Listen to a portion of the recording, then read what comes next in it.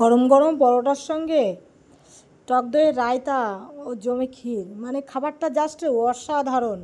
নিজের হাতে বানাই বলে বলছি না, খেতে দারুণ লাগে। Hi guys, welcome back to my Facebook blog. তো চলে আসছে আর একটা ব্লগ নিয়ে। আজকে তো আলুর পরোটা খেতে ইচ্ছা করছে, সঙ্গে একটু রায়তা হবে, আর দিদা যে দুধ পাঠিয়েছে না, ওর সাথে একটু সিমাই খাবো। আলুর পরোটা খাবে?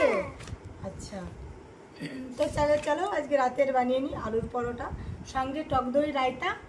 আজ পুকুর থেকে মাছ ধরেছিল ছেলে। এবার মা বাড়িতে একাই থাকে, কি বলো তো, বয়স হয়ে গেছে তো, মানে যতই হোক ওনার ছয়টা মেয়ে, একটা ছেলে। এবার ছেলেটা বাড়ি থাকে না। এবার আমরা মেয়ে, আমরা যদি একটু খোঁজ খবর না নিই, বলো কেমন লাগে। যাই হোক, গাছ থেকে দুটো পেঁপে পেরে এনেছিলাম, সেখান থেকে পেঁপে আর মাছ দিয়ে পাঠিয়ে দিয়েছি।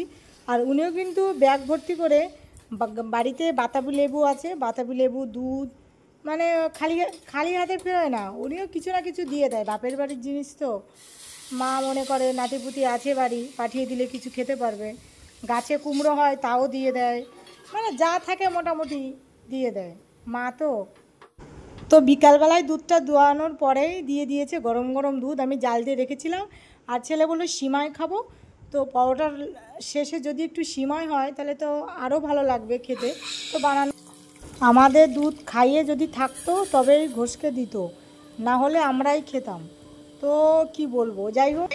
আর আমি পরোটাটা আটা দিয়েই তৈরি করি, আটা দিয়ে খেতে ভালো লাগে, ময়দাটা অতটা খাওয়া হয় না। এর বিষয়, আমাদের গরুর বাচ্চাটা মারা গেছে, তার জন্য দুধটা এখন একটু কম হয়। যাই হোক, আমি আলুটা সিদ্ধ করে নিয়েছি।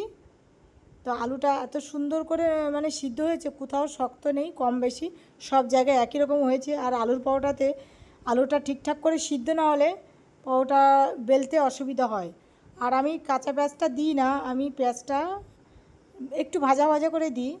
একটা পেঁয়াজ আছে, একটু দুটো রসুনের কোয়া আছে, আর একটু কাঁচা লঙ্কা, শুকনো লঙ্কা, কাঁচা লঙ্কা কুচি কুচি করে দিয়েছি। তো একসঙ্গে একটু ভেজে এটাকে পুর মতন বানিয়ে নেব।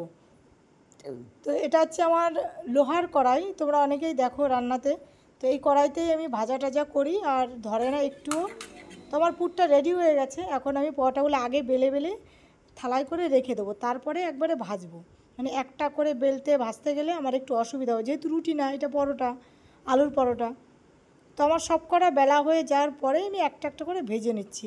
হ্যাঁ, খুব বেশি তেল আমি ব্যবহার করি না, একদম হালকা তেলে আমি পরোটাগুলো তৈরি করি, কারণ তেল তো বেশি খাওয়া ভালো না। তার জন্যে, আর যেহেতু রাত্রেবেলা এখন যত কম দেওয়া যায় তেল। তো পরোটাগুলো আমার কমপ্লিট হয়ে গেছে। কেমন লাগলো আমার ভিডিওটা অবশ্যই কিন্তু কমেন্টে জানিও। আর পরোটাটা দেখতে কেমন হয়েছে জানি না, কিন্তু খেতে দারুণ হয়েছে রায়তার সঙ্গে।